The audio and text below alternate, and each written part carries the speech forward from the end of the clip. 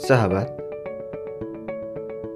motivasi adalah sebuah dorongan semangat atau perubahan energi dalam diri seseorang yang ditandai dengan timbulnya perasaan dan reaksi untuk mencapai tujuan. Artinya, dalam hidup ini kita akan selalu membutuhkan motivasi untuk melakukan berbagai hal dalam mencapai tujuan kita. Motivasi terbagi bermacam-macam bentuk.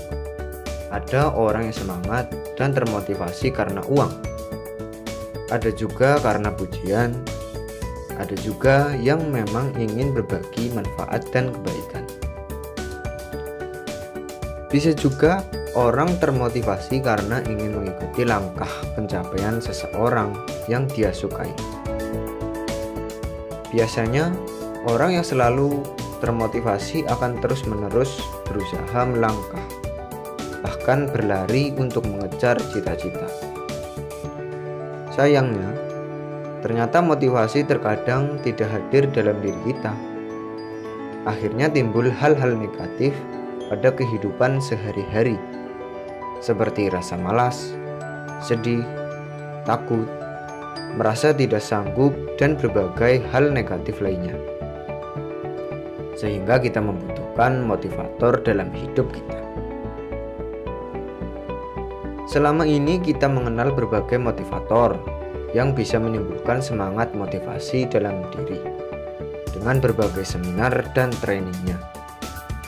Pertanyaannya, berapa lama motivasinya akan timbul dalam diri kita? Apakah selamanya? Hanya sesaat, bukan? Nah, lalu siapakah motivator terbaik yang akan selalu bisa memotivasi kita setiap saat? Kalau sedang galau, misalnya karena cinta, biasanya apa yang dilakukan? Tanpa sadar, biasanya kita akan mencari motivasi dari berbagai motivator di sekeliling kita. Ada yang curhat dengan teman dan berharap mendapatkan solusi. Ada juga yang curhat di Twitter dengan berharap ada yang memperhatikannya. Ketika kita bertemu dengan teman kita, kemudian curhat, menceritakan perasaan galau yang gundah gulana kita kepadanya. Kemudian teman kita biasanya akan tiba-tiba bijaksana dan berkata, "Sudahlah, saya yakin kamu pantas dapetin yang lebih baik."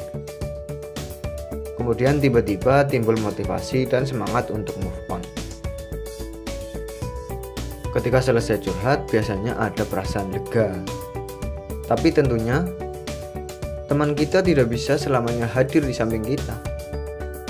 Ketika dia pulang atau berpisah dengan kita, apakah motivasi itu tetap hidup? Ternyata mulai meredup dan hilang. Akhirnya, galau lagi. Karena ingin mendapat perasaan lega lagi, biasanya curhat berlanjut di telepon. Selesai teleponan, perasaan kembali lega. 1 menit, 2 menit, 10 menit, perasaan galau kembali muncul.